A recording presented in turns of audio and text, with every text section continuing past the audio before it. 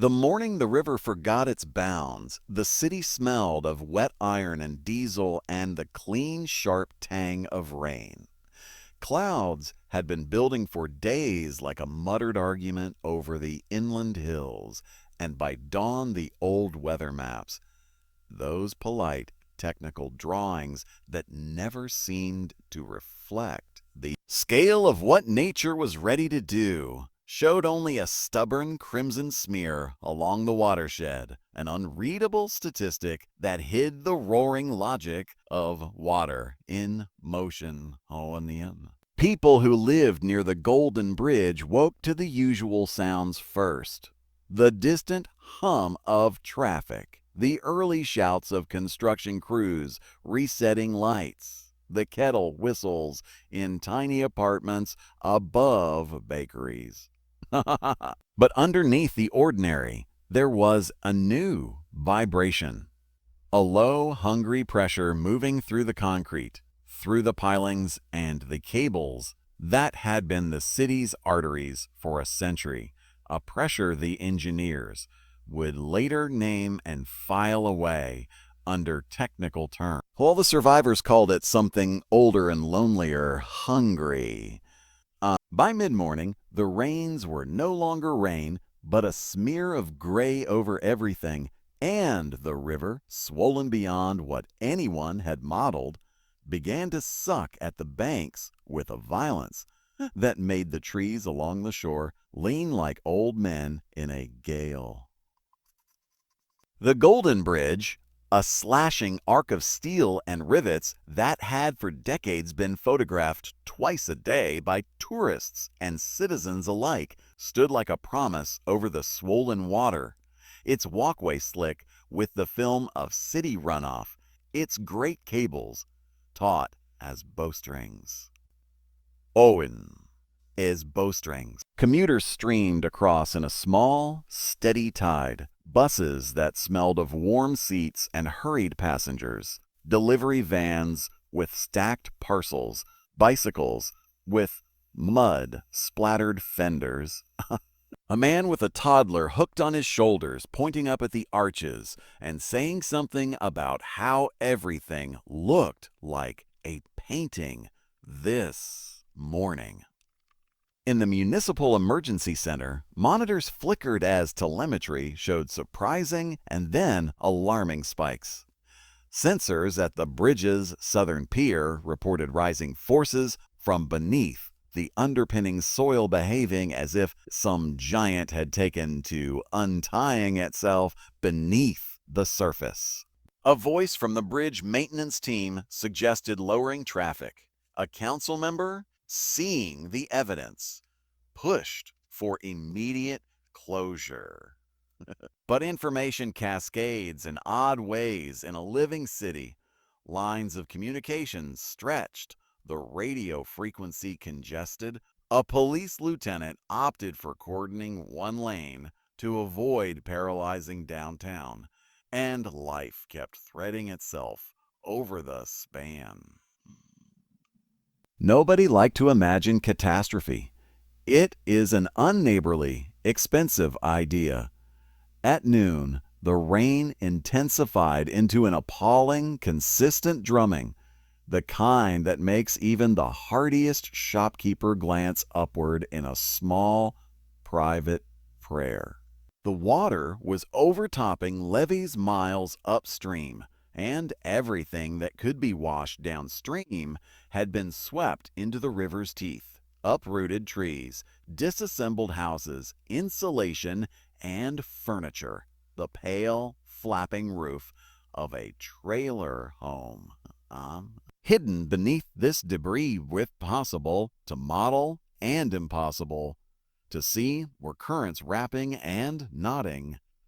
Eddies that worked like hands at the bridge's feet. The first structural alarm was subtle. A resonant frequency shift the bridge's oldest cable pushed into the monitoring system at 12:42, noted by a civil engineer named Mara, who had risen through the ranks by hunch and by a stubborn refusal to accept improbable calculus. She stared at the graphs while her coffee cooled, feeling the analytics in her ribs the way an amateur musician feels a sour note. She tapped a few commands and sent a terse alert, a load, asymmetry. Recommend full closure. The order went out, then frantic staff tried to flag the commuters, lighting the panels that blinked as slow, but the river had already begun to rearrange the rules. At 12:57, with the sky pressed low and the air smelling raw with ozone, a gutting twist came.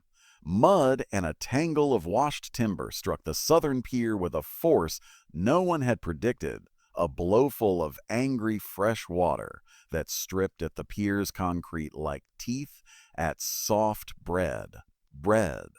Engineers downstream would later argue over whether it was the hydrodynamic uplift or the repeated pounding that breached the foundation first. Either way, an enormous portion of the support failed in a quarter of a breath, and the bridge did in slow motion what only disasters can do, turned from thing to event. Oh, for many, the city was at once the same and entirely different. The skyline unchanged in outline, but with a wound in the middle that shaped the city's heartbeat.